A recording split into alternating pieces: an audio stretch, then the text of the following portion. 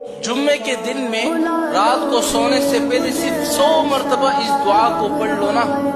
تو اللہ تعالیٰ تمہارے سارے مصیبتوں کو ختم کر دے گا، ایسا ختم کر دے گا تمہارے کلیجے کو ٹھنڈک پڑ جائے گی۔ یہ اتنی طاقتور دعا ہے نا،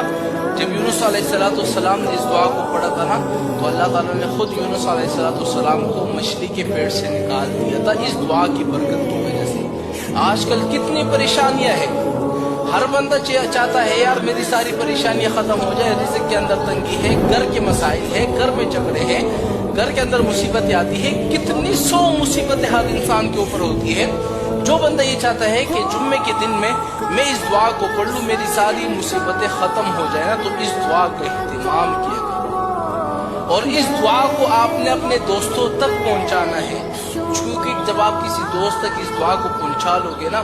اور اس پر مصیبتیں ہٹ جائے گی نا، تو اس کا جتنا ثواب، خوشی کا ثواب ہوگا وہ آپ کو ملے گا، کیونکہ آپ نے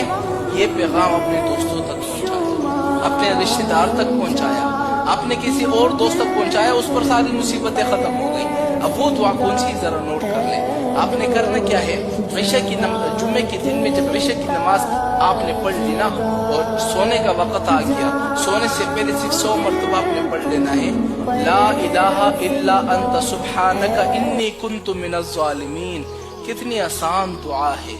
آپ نے 100 مرتبہ پڑھا، سو گئے، صبح اٹھے تمہاری ساری پریشانیاں، مصیبت ختم ہو جائے گی۔ اتنا طاقتور دعا ہے یہ۔